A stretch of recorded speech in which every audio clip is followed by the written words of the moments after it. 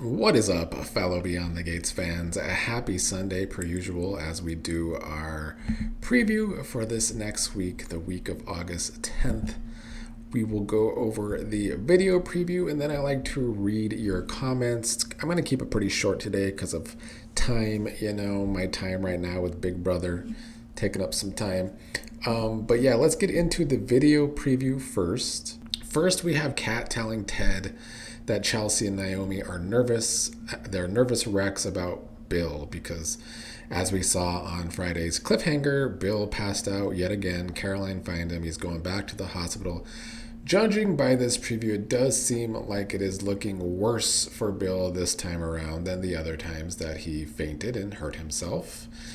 We have in the preview Naomi saying, "What if Dad doesn't regain consciousness and Mom doesn't get a chance to say goodbye?" They are worried about Dani's feelings here, which I guess they should be with the way that Dani acts when it comes to Bill. Despite all of the hell that Bill put Dani through, she still has feelings there. She still can't stay away from Bill. And then they had sex in an elevator. But yeah, we're going to see the children worried about not just Bill, but Dani's reaction to Bill going through this. We then see Tomas at the office, with Naomi again, saying that Bill is not even gone yet, and here she is marking her territory. And then Naomi says, "What the hell did you just say to me?" Tomas has been doing way too much with this whole office stuff with Naomi. It's one thing to feel insecure about your position at the company, I guess, but to always have this attitude with the boss's daughter doesn't make a whole lot of sense. We know that Tomas is not bright, even though he should be because he's a robot. I'm getting annoyed with this though, because if they're going to have Tomas starting to be shitty, just go full-blown heel with him. Turn him into a villain then or something, because otherwise I still feel like the Tomas character is a waste of our time. And I actually think I would go so far as to say that the Tomas character still being a thing on this show is the evidence I would bring forward the most that the writing on this show isn't actually trying to be a good show. Because there's no way they could think that Tomas is still a viable character going on this show. That's how I feel. Last in the preview, we have Dani really yelling and showing out. Dani saying to Hayley, yelling at Hayley about how she will never replace her in Bill's heart and she will always be here for her husband, with the rest of the Dupree family looking around making faces at the fact that Dani just called Bill her husband. I hope Andre was here to hear that, but I doubt that he was. But maybe the news will get back to him, maybe via Hayley or something. Although Andre has his whole past storyline coming back to haunt him, which might interfere with Dani getting the shoves that she should for sleeping with Bill in the elevator. But yeah, Dani's gonna be her pathetic self when it comes to Bill here, and I get her feelings. Bill could be dying, and all these feelings coming back. But showing out to Hayley in the middle of the hospital, I still think it's just Dani being pathetic yet again. So yeah, that's the preview. It seems like heavy-handed on the Bill stuff this week. I do think the Bill stuff is going to be heavy-handed. We got ourselves another hospital storyline coming after the Kat and Eva stuff.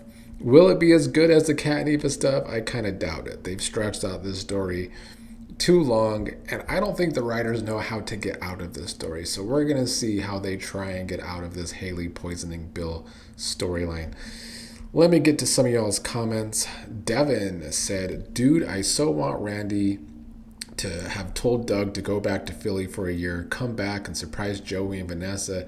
You're not dead. Randy for a huge babyface turn. Let's go." I've been saying that all along, that it would be nice if Doug was alive. Maybe Randy's in on it. Maybe Marcel is in on it. And as Devin also said in the comments, Lynette can pop back up alive too. I think both those characters, Doug and Lynette, being on the show alive would actually help the show be more interesting.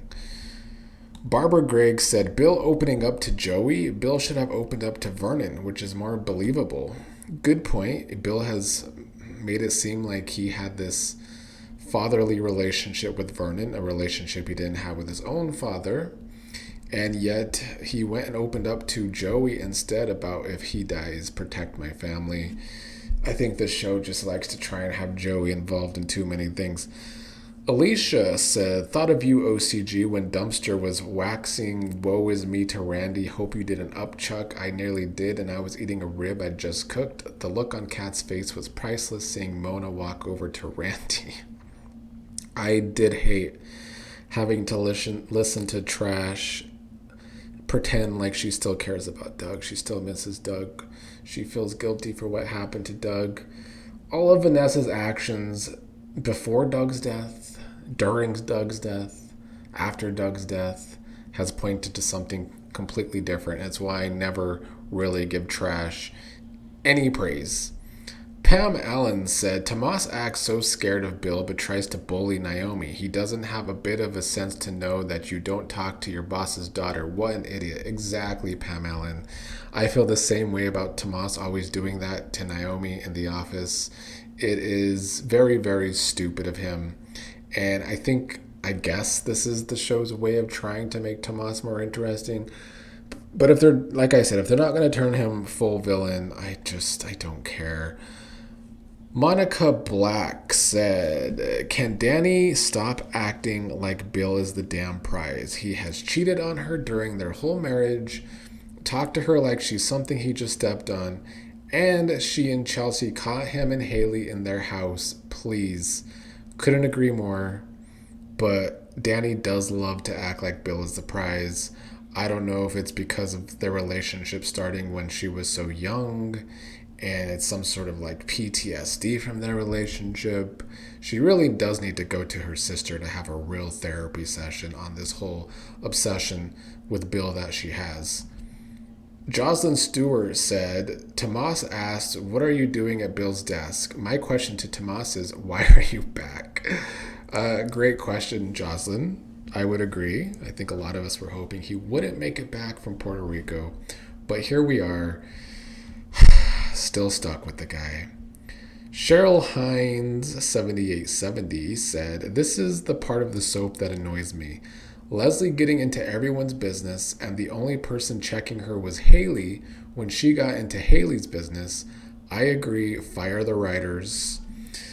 Yeah, I gotta agree. Tracy Thompson is the worst thing to happen to this show. When she became co-head writer, every single storyline has taken a plunge, other than Bill and Hayley for a while, because they brought in Lynette, which was a good idea, but that's since been stalled and gone off the rails.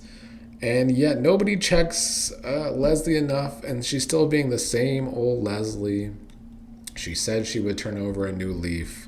That leaf has not turned over. Not that I expected it to, but it would be nice to have something more creative for Leslie to do. Bobby Wobby said, we don't need any more storylines about Anita's singing group unless they have someone playing Dante Green on screen. I agree. I don't really care about seeing any more articulate storylines unless Dante Green is going to be a character. But I don't even know if there's room for Dante Green as a character right now. Sometimes I think, yeah, maybe the show does need another villain, but they don't even know what to do with the villains that they do have, frankly. Big Bank New York said Carlton is an embarrassing doormat. And yes, we did see that from Carlton all week this week, being a doormat to Nicole, saying he's okay that they're friends, even though Nicole is choosing another man. And yeah, we've just never seen Carlton act like a real person during this love triangle. Although the same goes for Kyle, in my opinion. I think both guys acted way too content with knowing each other, even though Nicole was fucking both of them. Very strange writing. Embers Callie said, the writers aren't writing. This is just rehashing Leslie's old behavior. They couldn't even have her fake being nice for long. Why does she need the shouse and the sporting place at the club? It's weird. I agree, Embers Callie. I don't think this is the writers technically writing for Leslie. They like to put her in storylines that don't make any real sense. Like, the Shouse is not a storyline. Her having money for a sports place at the country club isn't a storyline. So I agree it is weird and it's just lazy writing or something. Oh, let's see a few more comments. Ed the Bank said, Bill's pride will get him killed. Yeah, his stubborn pride or whatever it is, or he's just idiotic. I don't really know. Jasmine Williams said, Bill is the biggest fool in town. Yup, he proves that time and time again. Amin Muhammad, if I'm pronouncing that right, said, I laugh so hard with, do you think I am blind to what's happening in my life? I am Bill Hamilton. I'm nobody's fool. It's right up there with Dani's mugshot. I agree. When Bill said that, it was such an eye roll worthy moment. Like, Bill talking a big game when we all know he might be the biggest fool in Fairmont Crest. Linda Price said, was anyone else thinking Bill would walk into the room when Hayley was on the phone talking to Randy? The way the camera angle was on her face, I thought she was going to turn around and see him. I thought that too on Friday's episode when that was happening.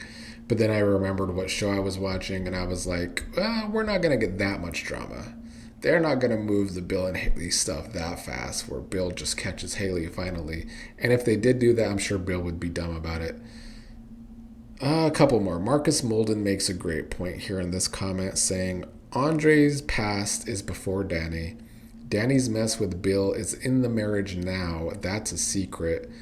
I agree. No matter what Andre's past secret is, I need him to still have the energy to hold Dani accountable and be able to hold Dani accountable without sounding like a hypocrite, because she still is a big, stupid, pathetic cheater when it came to Bill in the elevator. And I do want to see Dani, pay for that in some capacity, because the show itself has tried to make us feel super duper sorry for Andre with that whole situation. Nina Graves said, I think the writers are trying to tie Andre and Heather together with Smitty to wrap up the blood plasma ring. That's a good call. They could be adding Smitty in Friday's episode because Heather does want Smitty killed. We do know that. And Smitty and Jacob still do want to take down the Impaler. They've really botched the Impaler completely, though. Like, I could give zero shits about Heather and the Impaler storyline. Like, she's not this big bad villain they made her out to be at first. She's usually backing down to Joey already.